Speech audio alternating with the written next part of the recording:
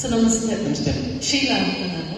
Sir ನಂದೊಂದು ಪ್ರಶ್ನೆ, ಈಗ ಪೇರೆಂಟ್ಸ್ ಮತ್ತೆ ಮಕ್ಕಳು ಇಬ್ರು ಮಧ್ಯೆ ಇವಾಗ ನನ್ನ ಮಕ್ಳು ಏನಾದ್ರೂ ಕೇಳಿದ್ರೆ ನಾನು ಸಡನ್ ಇವಾಗ ಏನೋ ಒಂದು ಸೈಕಲ್ಲೋ ಏನೋ ಒಂದು ವಸ್ತು ಶಿಕ್ಷಣದ ಜೊತೆಗೆ ಇದ್ರದ್ದು ಹೆಂಗ್ ಕಲಿಸೋದು ನಾವು? ಈಗ ಸಪೋರ್ಟ್ ಹೇಗೆ ಅಂದ್ರೆ ಈಗ ನನ್ನ ಮಗ ಏನೋ ಒಂದು ಕೇಳ್ತಾನೆ, ನಾನು ಅದನ್ನೇನಾಗ್ಬಿಡ್ತೀನಿ, ಕೊಡಿಸ್ಬಿಡ್ತೀನಿ ನಾನು ಅದನ್ನ.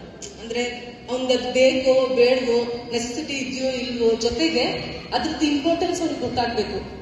ಇವಾಗ ಹೆಂಗೆ ಅಂದ್ರೆ ಇವಾಗ ಏನೋ ಒಂದು ಕೇಳ್ತಾರೆ ಅಂತಂದ್ರೆ ಅದ್ರ ದುಡ್ಡು ಎಷ್ಟಾಗುತ್ತೆ, ಅದಕ್ಕೆ ನಾನು ಎಷ್ಟು ಕಷ್ಟಪಡ್ಬೇಕು, ಅವ್ನಿಗೆ ಎಷ್ಟು ಅದು ವ್ಯಾಲ್ಯೂಸ್ ಇರುತ್ತೆ, ಅದನ್ನ ಹೆಂಗ್ ಅರ್ಥ ಮಾಡಿಸ್ಬೇಕು? ಬಹಳ ಒಳ್ಳೆ ಪ್ರಶ್ನೆ ಇದು. ಬಹಳಷ್ಟು ಪಾಲಕರು ತಪ್ಪು ಮಾಡೋದಿಲ್ಲ. ಎಸ್ಪೆಷಲಿ ಮಕ್ಕಳು ಸಣ್ಣವರಿದ್ದಾಗಂತೂ ಕೇಳಿದ್ ಕೊಡಿಸ್ಬಿಡ್ತೀವಿ. ಪುಟ್ಟ ಮಗು ಇದ್ರೆ ಮನೇಲಿ ನೋಡಿ ಅಡುಗೆ ಸಾಮಾನು ಎಷ್ಟಿದೆ ಗೊತ್ತಾ? ಒಂದು ನರ್ಸರಿ ಸ್ಕೂಲ್ ಮಾಡೋಷ್ಟು ಅಡುಗೆ ಸಾಮಾನು ಇದೆ. ಆಮೇಲೆ ನಾವು ಮಗು ಕೇಳಿಲ್ಲ ಅದನ್ನ, ನಾವಾಗ ಏನ್ ಮಾಡ್ತೀವಿ ಗೊತ್ತಾ? ಊರಿಗೆ ಹೋದಾಗ ಒಂದು ಬಟ್ಟೆ ತಗೊಂಡ್ಬಾರ್ದು ಮಗುಗೆ. ಎಷ್ಟು ಬಟ್ಟೆ ಇದೆ ಅಂದ್ರೆ ಆ ಮಗು 3ನೇ ಸಲ ಹಾಕೊಳ್ಳಲ್ಲ, ದೊಡ್ಡದಾಗ್ಬಿಡುತ್ತೆ. ಇದರಿಂದ ಏನಾಗಿದೆ ಗೊತ್ತಾ? ದೊಡ್ಡ ರಿಸರ್ಚ್ ಆಗಿದೆ ಮೇಡಮ್, ಹೇಳ್ಬೇಕು ನಾನು. ಯೂನಿವರ್ಸಿಟಿ ಸ್ಟ್ಯಾನ್ಫೋರ್ಡ್ ಅಂತ ಯೂನಿವರ್ಸಿಟಿ ಇದೆ ಅಮೆರಿಕಾದಲ್ಲಿ, ಅವರು ರಿಸರ್ಚ್ ಮಾಡಿದ್ದಾರೆ. ಇದು ಪ್ಯಾಂಪರಿಂಗ್ ಆಫ್ ಚಿಲ್ಡ್ರನ್ ಅಂತ ಕರೀತಾರೆ. ಮಕ್ಕಳು ಕೇಳಿಲ್ಲ ನಿಮಗೆ ಕೊಡಿಸು ಅಂತ ನಾವಾಗೆ ತಂದು ಹಾಕಿದ್ವಿ ಅಡುಗೆ ಸಾಮಾನು. ಅದು ಎಷ್ಟರ ಮಟ್ಟಿಗೆ ದಯವಿಟ್ಟು ಕೂತ್ಕೊಳ್ಳಿ, ಎಷ್ಟು ದಯವಿಟ್ಟು ಹಾಕ್ತಿತ್ತಂತಂದು ಹಾಕ್ತಿವಲ್ಲ, ಮಕ್ಕಳು ಕೇಳಿಲ್ಲ. ನೀವು ನೋಡಬೇಕು, ಒಂದು 2-3 ಸಾಮಾನು ಕಾಟ್ ಕೆಳಗೆ ಬಿದ್ದಿರ್ತಾವ, ಹಂಗೆ ಅವ್ರು ನೋಡಿರೋದೇ ಇಲ್ಲ ಅದನ್ನ. ಹಾಗೆ ಅಂದ್ರೆ ಅದು ಮಿಸ್ ಆದದ್ದು ಗೊತ್ತಿಲ್ಲ, ಕಳ್ಕೊಂಡಿದ್ವಿ ಅಂತ ಗೊತ್ತಿಲ್ಲ ಅವ್ರಿಗೆ.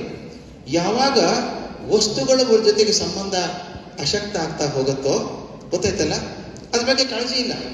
ನಾವು ಸಣ್ಣವರಿದ್ದಾಗ ಒಂದು ಚೆಂಡು ಕೊಡ್ಬೇಕಾದ್ರೆ ಎಷ್ಟು ಕಷ್ಟ ಆಯ್ತು. ಅದಕ್ಕೆ ನೀವು ಸೈಕಲ್ ಎಕ್ಸಾಂಪಲ್ ಹೇಳಿದ್ರಿ. ನಾನು ನಮ್ಮ ಅಪ್ಪಗೆ ಸೈಕಲ್ ಕೇಳಿದ್ದೆ ಕೊಡಿಸು ಅಂತ. ಮುಂದಿನ ತಿಂಗಳು ಅಂದ್ರು. 6 ತಿಂಗಳು ಹೀಗೆ ಹೋಯ್ತು. ನಾನು ಅಪ್ಪನ ಹತ್ರ ಜಗಳಾಡಂಗಿಲ್ಲ, ಅಮ್ಮನ ಹತ್ರ ಏನಮ್ಮ 6 ತಿಂಗಳಿಂದ ಅಪ್ಪ ಕೊಡಿಸ್ತೀನಿ ಕೊಡಿಸೇ ಇಲ್ಲ ನಾನು. ನಮ್ಮ ಅಪ್ಪನ ಹೇಳಿರ್ಬೇಕಾಕೆ.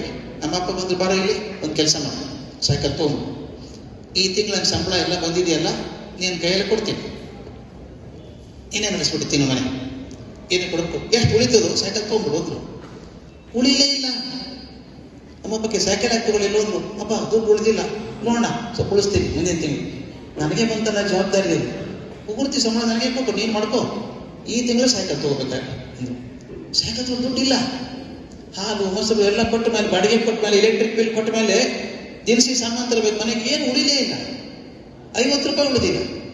ನಾನು ಹೆಂಗೆ ತಗೊಳ್ಳೋದು? ಮತ್ತು ಖರ್ಚು ಸಡನ್ ಆಗಿ ಖರ್ಚು ಬರುತ್ತೆ ಏನೋ ಒಂದು, ಇರ್ಲಿ ಖರ್ಚು ಮಾಡೋದು ಬೇಡ, ನಾನೇ ಶುರು ಮಾಡಿದೆ ಖರ್ಚು ಮಾಡೋದು ಬೇಡ ಅಂತ ಅಲ್ವಾ? ಮಕ್ಕಳಿಗೆ ಗೊತ್ತಾಗಬೇಕು, ಹಣದ ಬೆಲೆ ಗೊತ್ತಾಗಬೇಕು. ನಾವು ತಂದು ಕೊಟ್ಟು ಸಣ್ಣದಿಂದ ಅಭ್ಯಾಸ ಮಾಡಿದ್ವಿಲ್ಲ, ಅದ್ರ ಬೆಲೆ ಗೊತ್ತಿಲ್ಲ ಅವರಿಗೆ. ಹೊಸ ತಂದು ಕೊಡಿ, ಅಯ್ಯೋ ನಮ್ಮ ಫ್ರೆಂಡ್ ಕಡೆ ಇದಕ್ಕಿಂತ ಚೆನ್ನಾಗಿದೆ ಅಂತ. ಅದು ದಯವಿಟ್ಟು ನಾನು ಹೇಳೋದು, ಮಕ್ಕಳು ಅಪೇಕ್ಷೆ ಪಡೋದು ಹೊರತು